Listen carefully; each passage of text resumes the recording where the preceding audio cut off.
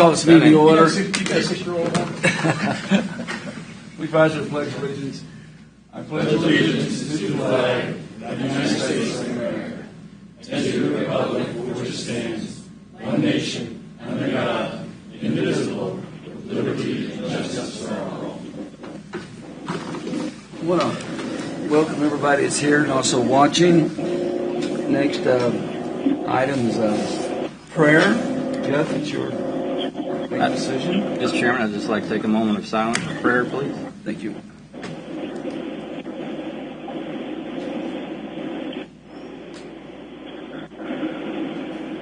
Thank you. All right. Thank you, Jeff. Roll call. We're going to start with Commissioner Culberson. Here. Commissioner Stephen. Here. Here. Smith is here. Commissioner Huff, I'm Steve. Ahead of me again. I'm Steve. Commissioner Reed. Here. Very good. Thank you. I don't believe there was any public comment, so we'll move right along. Administrative business. Excuse me. Administrative business. We have the Public Works Proclamation. I'd like that to read that to you folks, please. National Public Works Week Proclamation, May 18th through the 24th. People, purpose, and presence. Whereas public works professionals focus on infrastructure, facilities, and services that are of vital importance to sustainable and reliable communities to in their public health, high quality of life, and well-being of the people of Leavenworth County, Kansas. And whereas these infrastructures, facilities, and services could not be provided without the dedicated effort of public works professionals who are engineers, managers, and employees at all levels of government and the private sector, who are responsible for rebuilding, improving, and protecting our nation's transportation, water supply, water treatment, and solid waste systems, public buildings, and other structures and facilities essential for our citizens. And whereas it is the public interest for the citizens, civic leaders, and children in Leavenworth County, Kansas, to gain knowledge of and maintain an ongoing interest and understanding of the importance of public works and public works programs in their respective communities. And whereas the year 2025 marks the 65th Annual National Public Works Week, sponsored by the American Public Works Association and Canadian Public Works Association, be it now resolved, I, Mike Smith, Chairman of the Leavenworth County Commission, do hereby designate the week of May 18th through 24th, 2025 as National Public Works Week. I urge all citizens to join with representatives of the American Public Works Association and government agencies in activities, events, and ceremonies designed to pay tribute to our public works professionals, engineers, managers, and employees, and to recognize substantial contributions they make protecting our national health, safety, and advancing quality of life for all. A witness whereof I have set my hand and fixed the seal of Leavenworth County this 14th day of May 2025 in Leavenworth County, Kansas. Very good. I think, just saying out loud, the things that our Public Works Division do, and I think everyone knows that, starting with Bill and all the way down, and the direction they get from Mark, just some of the things we've accomplished. And Mike, you've talked about all the time, the grants for the last few years has just been been well welcomed, and it shows how professional they are at doing their job. Mr. Chairman, could we have Bill come up? Could we get a picture with Bill? Oh yeah, I didn't see him back there. Bill's You can't miss him back Bill's there. usually. Come on, Will. Sorry, You can't miss him back there. You got somebody, Mark, can you do this for us?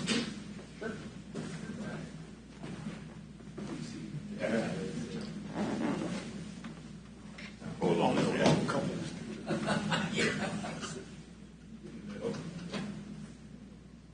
We're lined up by height.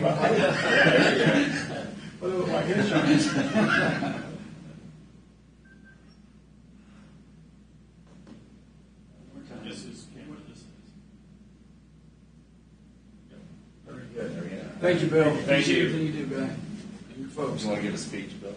No, I don't think. There's no time now.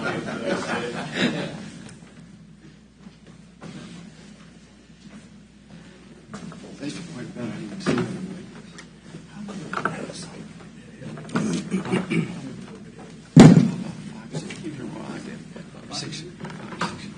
Hey, Bill, question was asked up here by one of you county commissioners. How long you been with us? Just over 5 years. So I thought, came in about the time I did. About the same time. The reason I asked that is that before I became a commissioner, and I was in the house, I had said some pretty nice things about you guys. And they were like, "Do you know this guy?" I said, "No, I don't." I said, "But my roads are always clean." And they thought it was because I was a state rep. And I said, "No." The department, they don't know me. But all jokes aside, you guys do a fantastic job, and we really do appreciate the work that you guys do. Yeah. Thank you so much. Absolutely. And is it $64 million in grants? Somewhere in that neighborhood. It's And climbing. So that's, if it's $64 million, it's $13,600,000 a year. So keep up the good work. And we need it. Amen. Okay, next thing we have for if y'all aren't familiar with LCDC and the Port Authority have been working on a thing they call Golden Shovel. Basically what this is to educate the public on why they need more funding, how to go about doing it. They've asked to, and they hired a firm to do this, they've asked to come present this overview on this on July 9th, I believe it is. So if it's all right like that, I'd like to give them the opportunity to speak. They're meeting with us first before they speak to the rest of the cities. That's their goal, is to talk to everybody. This is no commitment of anything. It's just an educational briefing. So if everybody's okay, I ask that be put on the, or Mark, if that date doesn't work, we can work with them, get somewhere in that area. Is everybody okay with that? Vanessa, you okay with that? Yes. Okay, thank you. Everybody else, okay? Yes. Mark, did you have anything? Jeff, anybody else? I do. Go ahead, One thing, I've been like doing a little ciphering on the budget, and I was looking at the numbers, and especially considering 2 weeks ago, we were informed by the Sheriff's Department that we're going to have to invest in a three-phase, but up to $6 million in new radio equipment and such. And I don't have the exact amount, but you're currently budgeting on 2.8% increase in spending projected for 2026 fiscal year. My question is, and maybe you're probably going to have to get back to us with these numbers, but if we cut that back to 2% on our largest departments, could we call back maybe $1 million from that increase and potentially set that aside or begin prioritizing some of that savings towards the radios, because there's no guarantee that we're going to be able to get it on the ballot, and there's no guarantee that the voters will vote yes. But we're still going to have to pay for those radios. That's my question, is what the savings would be. And then the second question I had was, we have this valuation increase of around 4.5%. How much is that going to bring into the county additional, or have you been able to figure that? And maybe you don't have these numbers off the top of your head, but if you could get them to us. Yeah, Commissioners, I don't have that information. Wasn't on the agenda and I wasn't prepared to speak on it, but I can certainly look that information up and get it to you. Good night. Something else I was thinking of. It was suggested that, and Mark mentioned that earlier today about us going paperless. And I wonder, has that idea floated around to other departments? Has to do with the very same, because I'm sure that in the long run it could be a considerable savings for us. Some may like it, some may not. Is there something that can be considered? Yeah, for the electronic packets, there's not every department gets those, gets the packets, hard copy that only if they need one, and usually they only get their agenda items, which they're responsible for printing out themselves. So as far as the electronic packets go, it's just the county commissioners and then the staff that's here for every meeting, usually the county counselor and myself. So that would be the potential savings there on that. But as far as for other documents that they use, then yes, that's something they could look into. I think potentially like a planning and zoning or something like that, because they have very large packets as well. All right. Thank you. The other thing that I have is that it was mentioned last night in the meeting that we attended with the commissioners from Leavenworth, that we add someone from this board to, I think, their committee. And I would recommend that, I would ask that Commissioner Reed be that individual that would be appointed to do that. Well, one thing I'd like to do first is, it's all right with you, Commissioner, I have no problem. I'd like for Mark to bring that before us again with maybe a little bit more information. Okay. And that way we could make someone, I remember the conversation, which I think is a good idea, by the way, conversation, but I'd like to make that presented to us next time if possible, if everybody's all right. Mark, go ahead. Do you have something on this? Well, I think they call it their Economic Development Roundtable. Yeah. And it's an invite type thing, so they invite people to it. So when Scott gets me the additional information, the city administrator gets me the additional information, I'll put it back on the agenda for the board to take formal action on. And then we can get Vanessa on and set what she wants. Okay. Anything else? No. Vanessa, you have anything for us?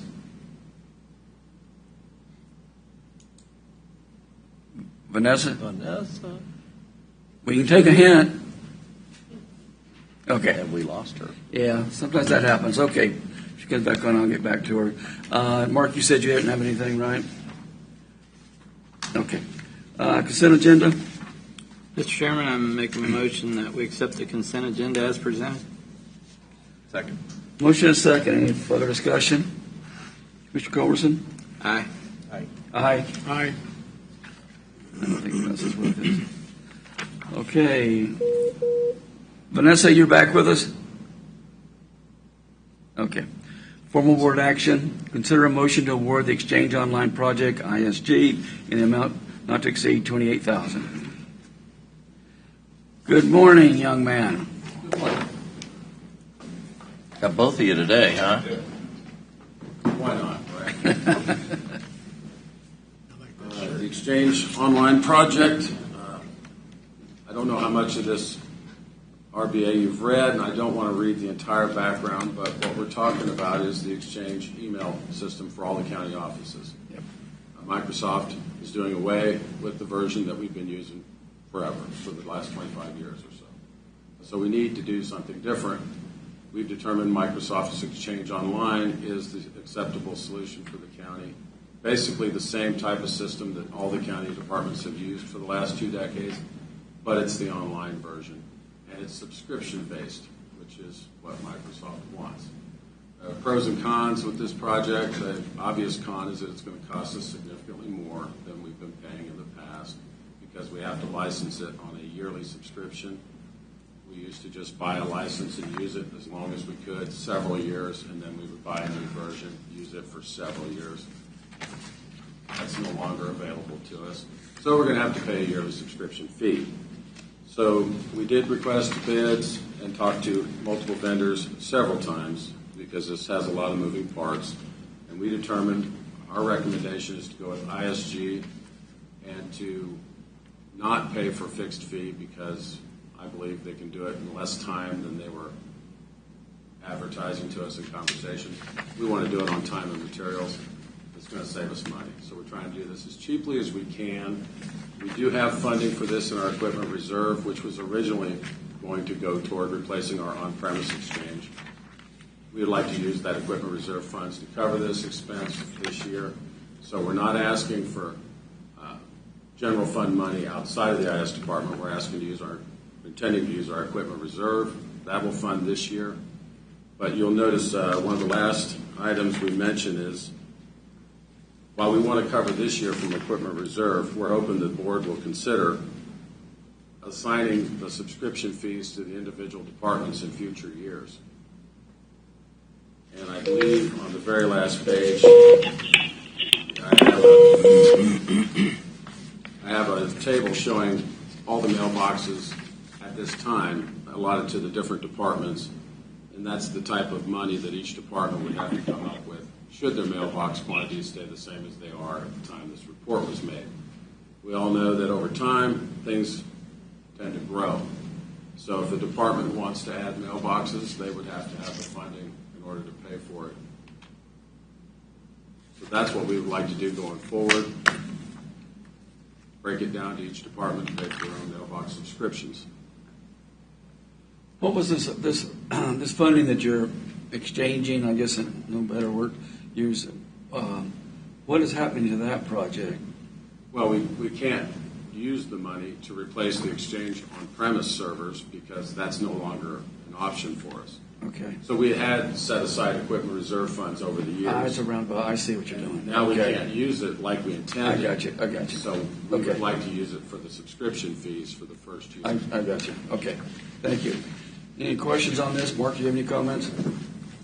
I think Larry and his team did a really good job of evaluating what the options were. I know we even had a couple of back and forths on it, and even though it's not pleasant because it is going to cost more, it's our only option. It's our only real option. There are a few other ones, but they were significantly more expensive. Very good. Commissioners? Is that going to cut you short on future projects that you have on your CIP if you use reserve funds? No, because this was earmarked for exchange-related expense. So it's not going to hurt us down the road. It hurts the county in general because every year the county is going to be spending $27,000 plus whatever it increases over time. But for your Whereas department, before we wouldn't. Yeah, this hurts the county. It doesn't hurt the IS department. they kind of got us over a barrel, don't they? They absolutely have us over a barrel, and that's exactly where they want us. And by the way, in a few years, they're going to do the same thing to the Microsoft Office product, and they'll quit selling the perpetual license there, and they will try to force everyone to go to Office 365 on a yearly subscription, which costs about 3 times more than what we've been spending today. We've always done things the most cost-effective way. Microsoft's wanting to remove that option because it's the most cost-effective way. Larry, what's your current set aside for, you were setting aside annually for the exchange on-premise?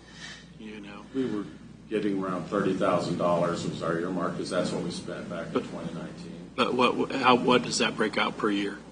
Like you were setting aside how much per year? That's 6 years, so $5,000 a year. $5,000 a year. So basically, the point here is that our expenses are going to go up $23,000 a year. That's going to have to come in play when the budget's submitted. Larry's saying he really doesn't want to take that all onto his budget. He'd like to spread that out to the departments who are using that service. There goes part of that 0.8%. And one of the reasons why he wants to do that is because departments have a tendency to grow their mailbox count, That quick. and they don't like to give them up once they get them. Oh, wait, And he's it's got more. much easier to grow a mailbox count when it doesn't cost you. And I can't dispute the need, so I think the person paying for it is the person validating the need for it. Keeps things localized to that department. If they really need it, they'll be willing to pay for it. But if it's just a casual email, I got 6 interns, give them all a mailbox, okay, then my costs go up, but I have no say in whether or not we do it. Let them fund it, and they will decide what's important, is my opinion. Well, and it wasn't as big of a deal before because, it wasn't as expensive. Correct. So, but now it's going to be more expensive, and it's. We're going to control our own destiny now because they're hosting our mailboxes at Microsoft. So as they continue to grow their prices, we're at a loss. Locked in. We have to, we have to go with that. Yeah. We have no solid. We used to have our on-premise was right here, but now it's somewhere else. Yeah. So I think that's. And there's no real competition. But, well, there was Google, but Google was even way more expensive. But there is a pro to this. I don't want it to be all negative. Some users that like really large mailboxes will have really large mailbox options now where they can go up to a 50 gig mailbox, which they will like. I will not like it because we will still have to deal with 50 gig mailboxes because they're going to fill them. If you give somebody a bucket, they will fill it up. You give them a bigger bucket, they fill the bigger bucket up. We've always kept the average user to a very small bucket, so they have to deal with their mail. They're not going to deal with their mail at all now. So we're going to see mail grow. Discovery requests are going to become more burdensome. But so be it. It's a wonderful world.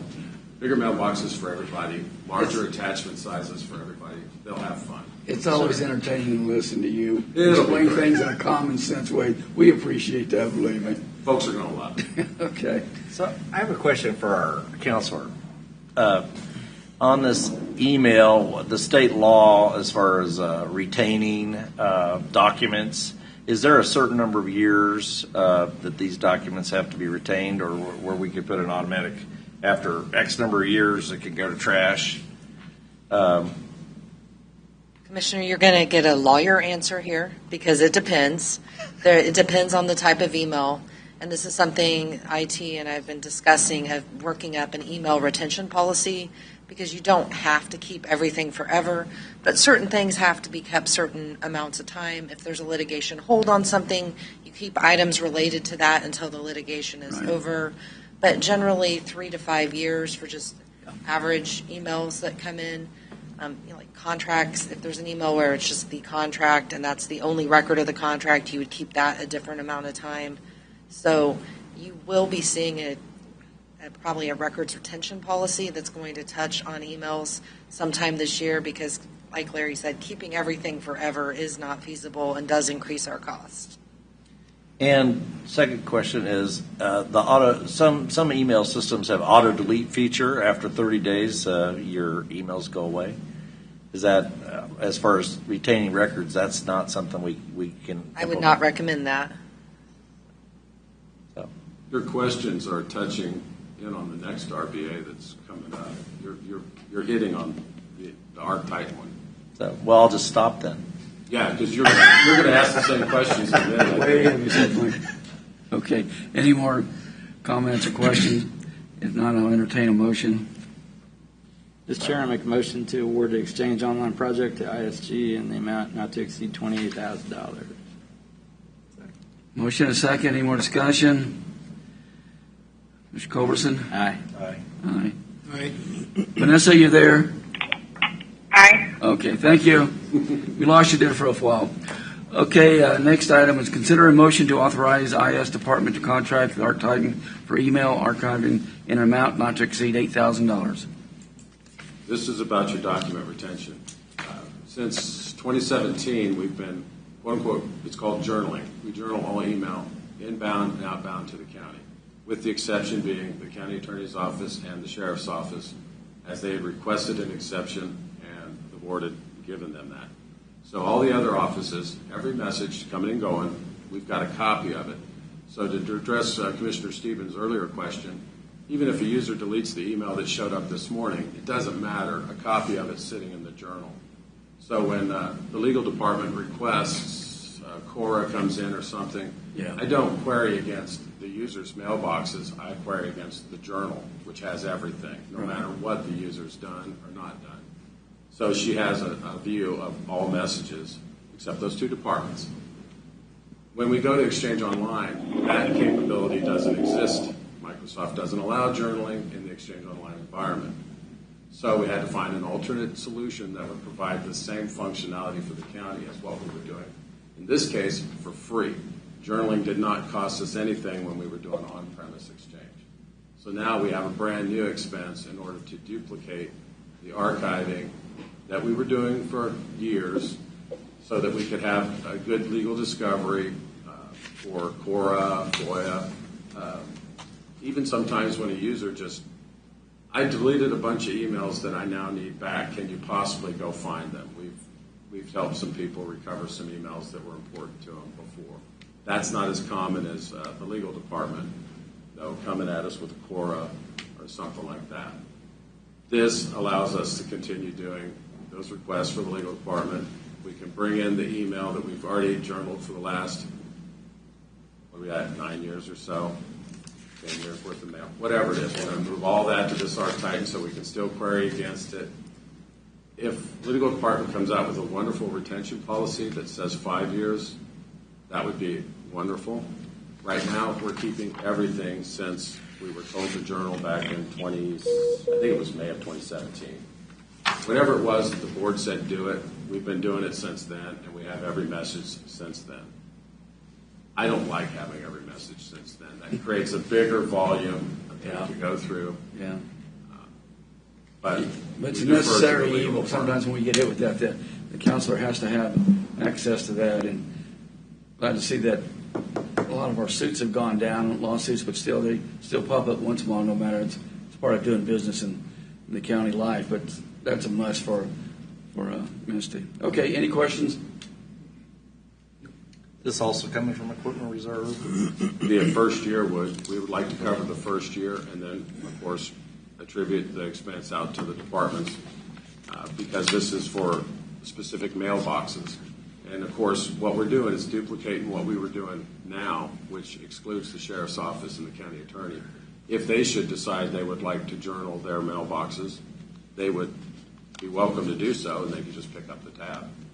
So the county attorney's office and the sheriff's office being exempted from that, is that a typical policy across the state of Kansas that those two departments are exempt? Commissioner, that was actually a specific request by those departments to the Board of County Commissioners at that time, and the Board of County Commissioners granted it. I don't think that that's necessarily a statewide policy. It'd be a case-by-case scenario. Not every community would even have the journaling feature. I'm guessing the smaller counties, probably of the 105 counties, probably 70 of them don't even not have an exchange server. I'm guessing. So we don't know if we're an anomaly in that that policy, or if we're standard with the rest of the counties. I think from a consistency standpoint, it would be easier if we either did them all or did none of them. I'd tell you that. But that was just something. Can we do some research on that and find out? I think it's a policy decision by the board. I don't know that it matters if another county does it or doesn't do it. It's what this county commission has the desire to do. So currently, it'll be they're not interesting to being know journaled. for the rest of the states, what the common practice is. I don't think it's going to be a common item, but I can say that the sheriff that requested the exemption is not the current sheriff. It was before him, and I'm not even sure if it's the current county attorney that was in office when that request was. Well, I think when the journaling started, both of them would have been the sheriff and the county attorney were here back in 2017, obviously. But the first time we journaled was back in 2002 or 3, and we did it till about 2009 or so. And then the commission, under legal advice at that time, had decided we didn't have to journal, so we stopped doing it for a number of years. Then the legal opinion changed on it, and we started doing it again. So the exemption originally started back in 2003 or something like that. When we first journaled ever, they were exempted then. So when the policy came back in play to journal again, IS department continued the practice as was established from the first time around. Well, let's just do some research on it, if you don't mind. But this is a yearly expense. And the thing I'm bringing before you is to duplicate what we're doing right now today. So that was my scope of work, was provide the same thing we've got now going forward. If you want to change it, it's easy to change, but it comes with additional expense. I think we just need to find out, do some research. I don't think this is something that you need to spend a lot of time on. I think just a general question to find out what's going on with other people, just so we know. And maybe there's some information will come back with that too, Mike. Yeah. Okay? Everybody okay with that? Any more questions? Okay, entertain a motion. Mr. Chair, I make a motion to authorize the IS Department to contract with ArcTitan for email archiving in an amount not to exceed $8,000. Second. Any comments? Any further comments, questions? Mr. Carlson? Aye. Aye. Aye. Aye. Vanessa, you there? You lost her again. Okay. Moving on, presentation discussions. Mike, is that Hey, you? thank you for everything you do down there and for keeping us out of jail. You're welcome. For keeping him out of jail.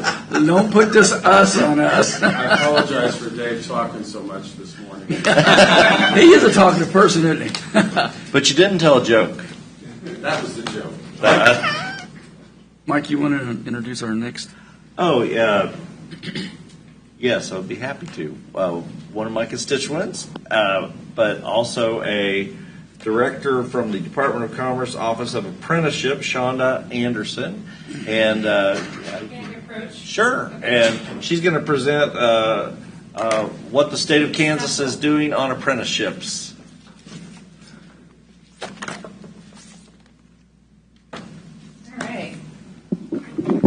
Is this one working? Can you hear this? Okay, perfect. Commissioners, thank you so much for having me. I'm really excited to be here. I'm going to give you sort of a high level on what registered apprenticeship is. There's a lot of nuance to it and a lot of misunderstanding, and we're really trying hard at the state to combat that. I think before, the Office of Apprenticeship really operated in sort of a box, and who needed to be involved, what partners needed to be involved, what it needed to look like. I've broken the box, and I think you're going to see that the data shows for itself. So let's get started. I don't know if I'm allowed to have this be interactive or not, but anyone in the room aware of or understand what apprenticeship is? Yes? No? Kind of? Maybe? A little bit? I know Commissioner Stevens does. Oh, there we go. He watches me a little bit on LinkedIn and Facebook.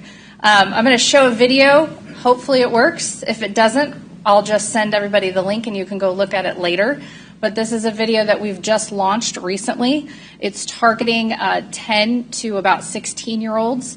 We have additional videos coming out, but I think it really does a nice job of giving the high level on actually what a registered apprenticeship is to standardize the conversation. All right, let's wish me luck. Can you hear it? Deciding what to do after high school can feel overwhelming. Can I suggest something that you may not have thought about? Have you considered learning a profession through a registered apprenticeship? Let's see how this plays out, shall we? Come on.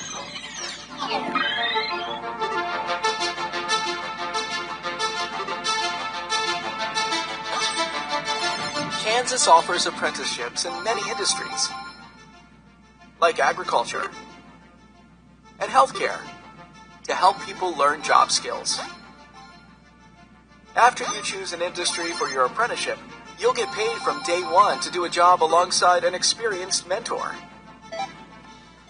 You also take classes to learn important information necessary to be an expert in the field.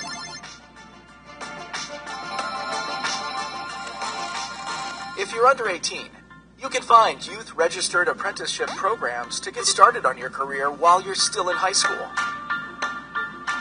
When you finish, you will have mastered the skills necessary to be considered a professional in that field. You'll get a credential that proves to employers anywhere you know how to do the job. Sounds pretty cool, right? If you later decide you want to learn additional skills, many colleges will award college credits for professionals with a completed registered apprenticeship. An apprenticeship is a great launch pad for your entire career. As long as you're willing to learn new skills, you will always have a path to success. Visit kansasworks.com to search for available apprenticeships today. All right. So I recognize that you're not necessarily the audience for that video, but we really are trying hard to get out there. I have been kind of taking a note this morning of different occupations and issues that I've heard since I showed up at the courthouse or the county seat here. I've heard needs in public works and water engineering, infrastructure, needs for additional police officers, security guards at several of our correctional facilities, teachers, infrastructure, possibly even needs in IT, in healthcare.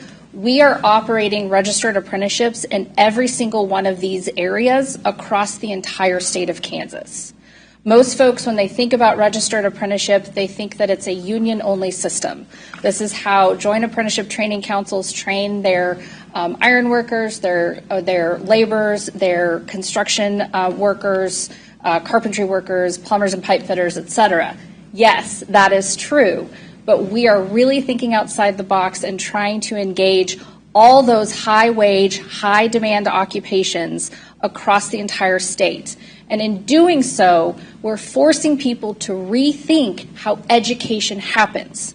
The United States is built on a system where we do training first to get the job. We go to school, we go to college, and then in hopes, in your final year, you go out and start going to job fairs and hopefully get a job in the career that you just spent your time, money, and effort studying, correct? Registered apprenticeship is not that. It is a job day one. It is a legal W-2 paid position day one. It is job training that leads to the career. It's job training that leads to the education. So we're trying to create an opportunity where folks don't necessarily think that skilled trades, our very essential workers that keep this county moving forward, are somehow less than. They're not. They're incredibly important, and creating opportunities to get them trained with absolutely no student debt is imperative, especially in this day and age. So this is my staff. I am the director for the Office of Apprenticeship. I've been in this position for about 3 or 4 years now. I've been in the apprenticeship space for about 9, and it's great that we're fully staffed. We've got folks across the entire state of Kansas that are operating and engaging and really trying hard to do 3 things and 3 things only. Number 1 is providing resources. Providing resources to folks who want to develop apprenticeship programs. That's funding if and when we have it. That's developing and making it easy for businesses to engage. Again, easy for businesses to engage in registered apprenticeship and meet their workforce needs. And information. Number 2, it's connecting partners. We as the Office of Apprenticeship do not define what other people's relationships and partnerships look like. We're just here to facilitate legal apprenticeship programs that meet federal law. And we've really tried hard to make it as bare bones and simple a process as possible. And then the third thing is staffing our Kansas Apprenticeship Council. We have a council that is appointed by the Secretary of Commerce, in this case the Lieutenant Governor, goes through the Governor's Appointments Office. I staff that council. They review all of our apprenticeship programming across the state of Kansas to make sure it meets our needs. They're highly engaged. Half are from union, the other half are from non-union. But that's it. It's really trying to create an ecosystem that makes this a very strong, robust, and long-term successful training system. The target sectors we're in are the target sectors for the Kansas Framework for Growth. This is the state's economic development strategic plan. So we are actively working on registered apprenticeships in advanced manufacturing, aerospace and defense, distribution, logistics and transportation, food and agriculture, professional technical services, the biosciences space, transformative technologies, but additionally prioritizing housing, building houses, construction, childcare, teaching, education, broadband, workforce development, and placemaking. We can and are operating registered apprenticeships in all of these areas. So we are not new. A lot of people think that now that we're out and talking about what we're doing, we're brand new. That's not the case. Registered apprenticeship has been in federal law since 1939. Prior to that, if you wanted to become a doctor, a lawyer, a teacher, a nurse, you would have apprenticed under somebody in the 1700s. We've had registered apprenticeship in systems since medieval times. This is how Europe trains its skilled trades people. This is how Germany, Switzerland, and England, this is how their education system is based. The Kansas Apprenticeship Council was formed under state law in 1992. The federal modernization for registered apprenticeship started in 2017 and has been growing since then. Under every single administration since the Obama administration, funding and emphasis on registered apprenticeship has only increased, and that is no less than our current president as well. 2022 is when Governor Kelly established us officially as an Office of Registered Apprenticeship, which is imperative because it creates us as a line item in the state budget.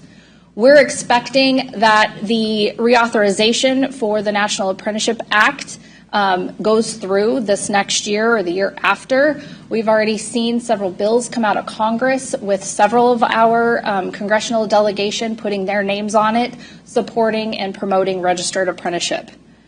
So before I go to this next slide, how much activity do you think that Leavenworth County has in the registered apprenticeship space?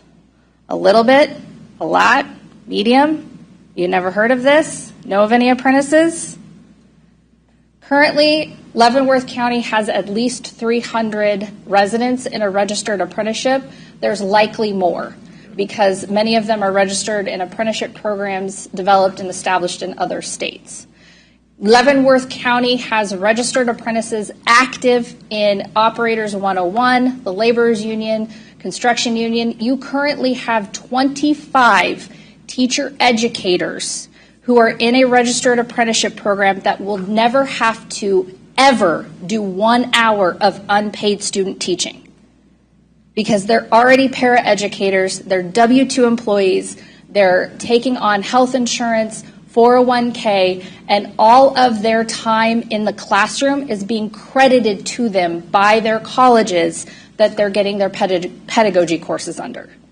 This is novel stuff. This is really cool stuff.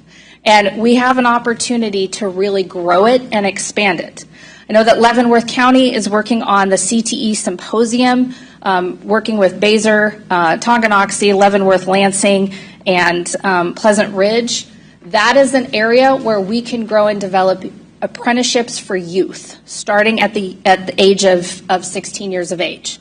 Kansas City, Kansas Community College is working with several manufacturers in the area, developing out registered apprenticeships, working with Lansing Correctional Facility on a CDL and welder apprenticeship program. And the largest is actually up at the USDB. It's at the United States Disciplinary Barracks Maximum Security Facility, as well as the JRCF on Fort Leavenworth. Many of their justice-involved residents are in a registered apprenticeship program, and upon release will have validated on-the-job learning certification, as well as college credits and everything else to help them get a job. So what is it? We kind of walked through the video. It's all the things that a lot of employers already see as valuable and are already doing. And we've tried to make it as easy as possible for employers to come in and take what they're doing, validate it, get it registered, and get access to the tax incentives, to the grants, to all the different benefits that are coming along with it. It includes employer designed and driven, and that is key. This is not training developed by education or designed by education. This is employer driven. I cannot have a registered apprenticeship unless I have an employer saying this is exactly what I need for my employees to be successful at my place of business. Does that make sense? From there, we've got structured on-the-job learning, the job-related education, the wage progression, the mentorship, and the valued credentials. The registered apprenticeship system really is for both areas. Businesses in need of sustainable profit. I know we have businesses in Leavenworth County right now that need to have sustainable profit. They have skilled trades needs. They have positions that are hard to fill. They have an aging workforce. They have training systems already in place that they just need a little bit additional support. And they have a profit and loss that needs to be in the black. We also have people ready to work and to learn. We can and already have registered apprenticeships developed and designed specifically for people who want to get into $200,000, $300,000 paying positions, operating machinery, robots, things like that. We can also do them for justice involved, people with disabilities, youth opportunities, displaced workers, diversity workers, and incumbent workers. Registered apprenticeship truly is a quiver for an arrow, right? It's a quiver. It depends on what arrow you're going to pull out. We can design it exactly to meet the needs of the local economy.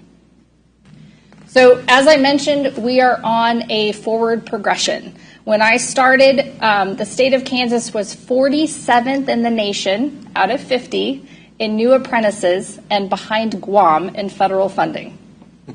Great. Since taking over, we've increased almost 50% in new apprentice numbers year over year. We're now sitting at 29th in the nation out of 50 states. We've brought in about $12 million in federal funding The state has set aside, earmarked $13 million in tax incentives and grants for for-profit businesses and non-for-profit businesses, and they've also invested about $14 million in community colleges to engage in registered apprenticeship opportunities. So our investments are increasing significantly over time.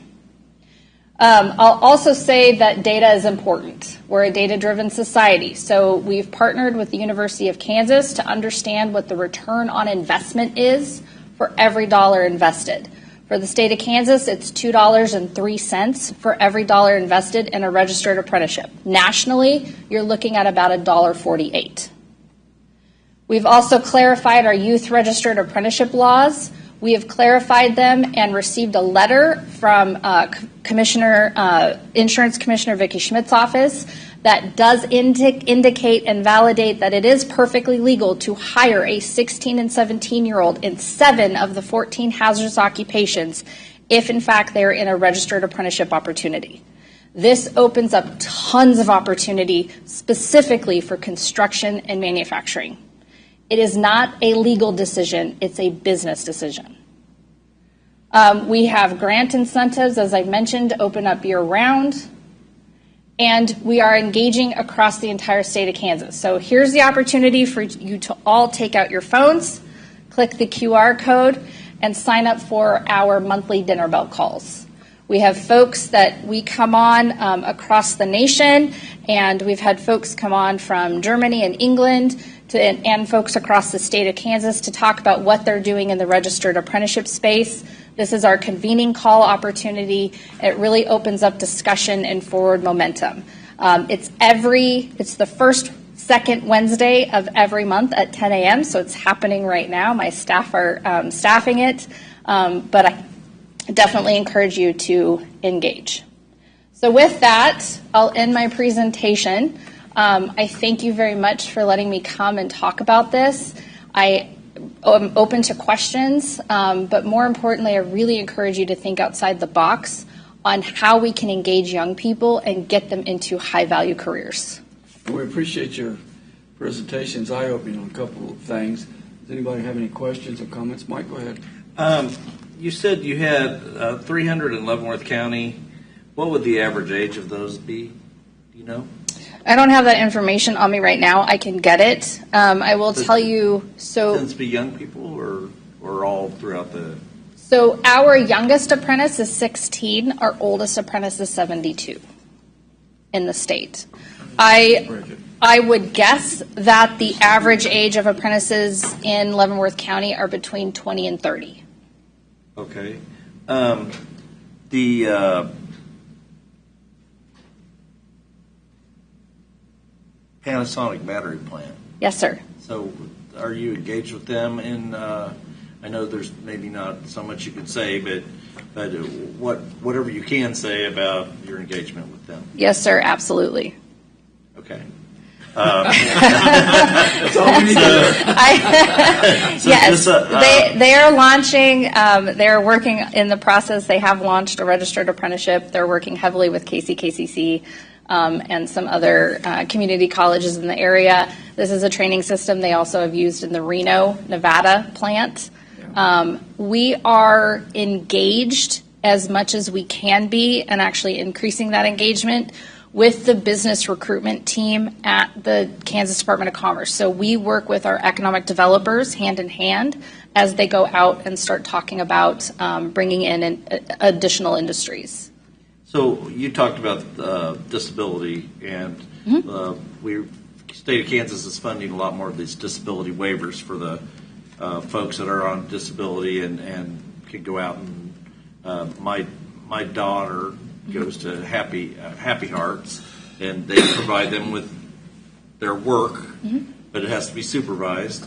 Is your apprenticeship program involved with, what is your involvement with disabilities? Yeah, absolutely. We have them there as well. In fact, one of our multi-employer intermediaries, so we didn't talk about this so much, but legally to have an apprenticeship, we have to have one of two things, either A, multi-employer intermediary, or a group sponsor that helps businesses develop and deploy registered apprentices, and we've got them all across the state, regionally and in industry, or B, they have to be their own employer. So Crossland Construction, for example, they are their own employer for their own apprenticeship program.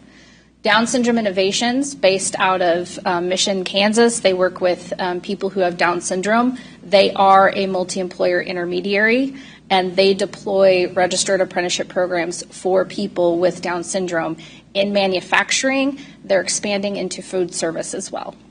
That's great. That's great. And just one more question is, how can local governments and schools assist you? You can actually become a multi-employer intermediary yourself. So we are deploying registered apprenticeships. Kansas Rural Water Association and the Kansas Municipality Association, I am not saying that correctly, but I can get it corrected for you afterwards. We have several cities of probably 2 to 3 dozen across the state of Kansas that are doing their own registered apprenticeships. So in the water engineering space, sewer, trash, police, fire, etc. That is a place where Leavenworth County can absolutely start. Good. That's all I have here. Any other comments? Vanessa, you still there? I think I've lost her for good. Jeff? Willie, you got anything? No. I want to thank you for taking the time to come out and see us. Yeah, absolutely. Good, thank you. Okay, next one we have, go down the line. Anybody for, Jeff, you have anything else for the board? I don't have anything this week. Mike? Nothing over here. I just want to say about the meeting last night with the city of Leavenworth, well received. I think they did a good job. I think we got some of the major questions that they put out, and of course Mark and the county commissioners put out some of the most important ones that we've got going. They also spoke on having maybe a meeting more often than every couple of years, something like that, and I'm definitely support that. But overall, it was a good meeting, and I appreciate them hosting at their house. That's all I have. Mr. Duff, you have anything? Not today. Okay. Vanessa, you still there? Apparently not. Motion to adjourn? So moved. Second. Motion second. Mr. Cope? Aye. Aye. We are adjourned. Thank you.